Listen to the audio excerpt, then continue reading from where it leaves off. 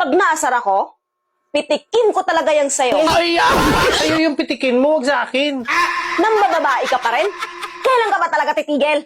Bakit mo ako patigilin? Sa sobrang daming magaganda, paano na sila? Kung sino pa yung reject, siya pa yung mahilig.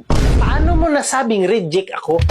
Di ba pag nag-harvest ng mga prutas, bukod sa nabibiyak, ano pa yung nire-reject? Mga maliliit. Oo, maliit yung sa'yo eh.